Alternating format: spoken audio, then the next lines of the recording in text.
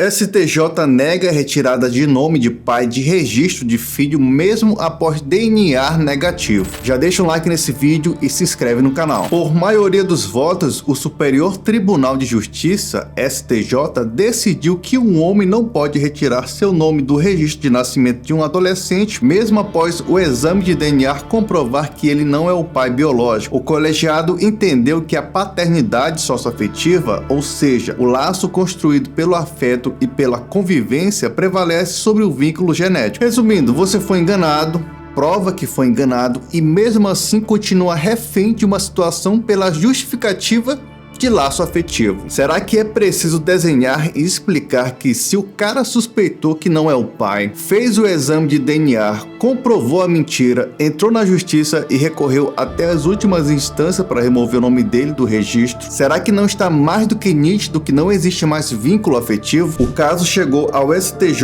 após o Tribunal de Justiça ter negado o pedido do homem. Segundo o processo, ele manteve uma relação saudável de pai e filho com o jovem por anos, incluindo viagens e pagamentos de despesas. Após o resultado negativo do exame, ele se afastou e devolveu o adolescente à avó materna, buscando na justiça a anulação da paternidade. O conjunto fático probatório destacado pelo tribunal local revela a existência de relação socioafetiva entre as partes, impossibilitando a retificação do registro civil do filho. Ué, claro que teve relação de pai e filho. Ele foi enganado e achava que era o pai. E quando ele descobriu a verdade, fez o que qualquer pessoa com um mínimo de amor próprio e honra faria. Saiu fora. Mas aí usam o passado criado em cima de uma mentira como justificativa para manter ele preso nessa situação. E detalhe, e a mãe que causou tudo isso? Some da história e fica de boa, ilesa? A relatora do caso, ministra Nancy Andrighi, destacou que a jurisprudência do STJ exige dois requisitos cumulativos para anular um registro de nascimento: a prova de que o pai foi induzido ao erro,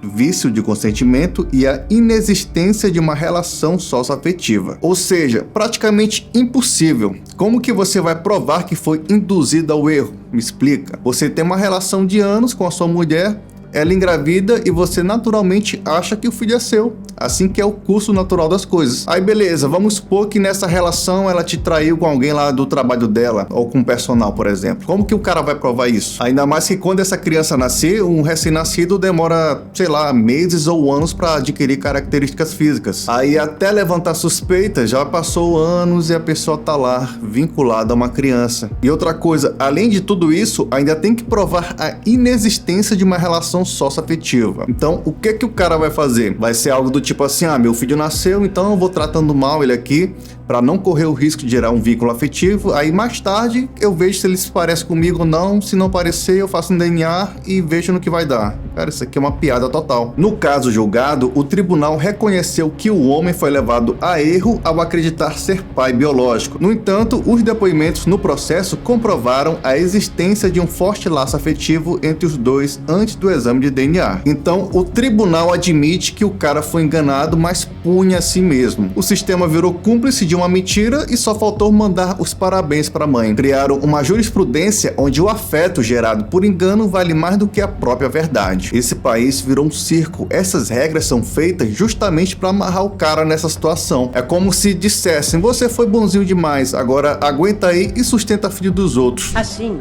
a divergência entre a paternidade biológica e a declarada no registro de nascimento não é apta por si só para anular o registro. Pois é, a verdade não importa mais, o DNA pode dizer o que for, o que importa é que o Estado vai decidir. E o pior, nessa situação, o vínculo de afeto já morreu no momento em que o cara descobriu a verdade. Ele saiu, se afastou e pediu judicialmente para sair. Isso por si só já mostra que o laço não existe mais, mas prefere manter o nome dele no papel só para garantir uma pensão e herdar os bens. E considerando que essa criança já foi rejeitada pela mãe quando pequeno, e agora ser rejeitado pelo pai, eu penso que tirar do registro de nascimento dele o nome do pai é uma violência que se fará no emocional, no psicológico dessa criança, que jamais vai ser recuperado. Ou seja, para proteger o emocional de uma criança, o Estado escolhe legalizar uma mentira, punir o homem, absolver a mãe que mentiu e consolidar uma fraude. E é aí que você tem que se perguntar: que justiça é essa que absolve uma mulher que mentiu e condena o homem que foi enganado? A mulher teve uma relação qualquer por aí, foi embora para os Estados Unidos, largou a criança na mão do pai, aliás, do suposto pai, e quando ele descobriu isso, que ele não era o pai de verdade, ele quis sair dessa situação. Aí vem o sistema e fala para ele: agora você vai até o fim. Assume um filho que não é seu, com seu nome, paga a pensão, herança e tudo. Ela foi embora para os Estados Unidos. Exatamente. E entregou o menino para o pai. E essa proximidade do menino com o pai, ele deve ter percebido algumas diferenças, certamente. Aí ele resolveu fazer um exame de DNA e tomou conhecimento de que ele não era o pai biológico. E é por isso que eu escrevi essa lição no Anti-Otário: sempre faça o exame de DNA. Lição número 35. Eu fui muito criticado na época, sou criticado até hoje, mas esse é um fator essencial para que você não caia em ciladas como essa. Porque uma vez que você se encontre nesse tipo de situação, é praticamente impossível de sair. Se você ainda não tem o Anti-Otário, clica no link da descrição e obtém agora mesmo. Só que isso aconteceu quando o menino já tinha 14 anos. E aí eu sei que é difícil, mas também é difícil para a criança e para esse adolescente que viveu pensando que tinha um pai, toda a sociedade pensando que tinha um pai, e agora de repente, quando o pai soube que não era filho dele, fez as malas do menino e mandou embora. Como se a gente pudesse pegar um filho, empacotar e se ver livre dele. Essa frase é puramente emocional e tenta pintar o homem como monstro, mas ela ignora que o verdadeiro erro começou com a mãe, que mentiu e abandonou a criança. Aqui o fato é que a mãe teve um relacionamento fugaz, né? Foi embora para... É isso, né, ministro Moura? Ela foi embora para os Estados Unidos.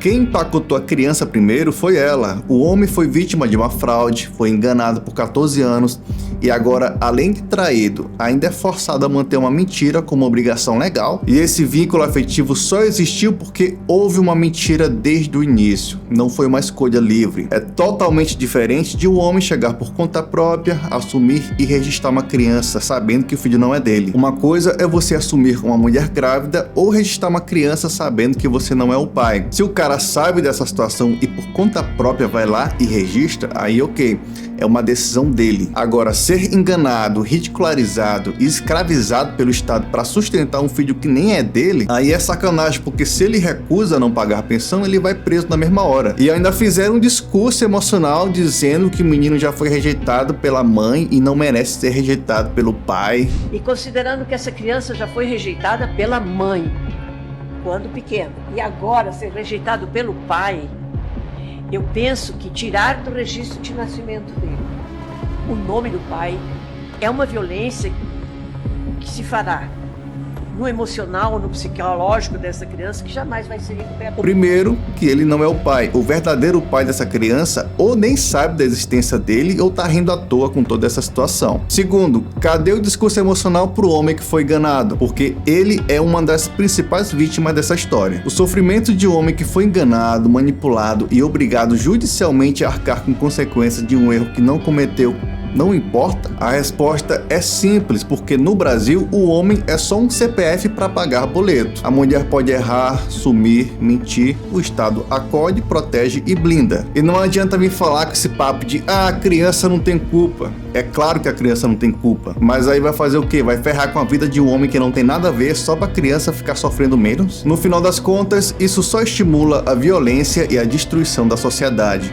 Imagina você sendo obrigado a conviver com uma criança que não é nada pra você. Tem homens que simplesmente poderiam tomar uma atitude drástica e acabar de vez com essa situação. E você sabe do que eu tô falando, nem todo mundo tem sangue de barata e frieza pra ficar ali parado só assistindo ser humilhado e roubado. E o peso de todas essas consequências estarão nas mãos de quem assinou embaixo dessa aberração chamada paternidade socioafetiva, o maior golpe da história moderna.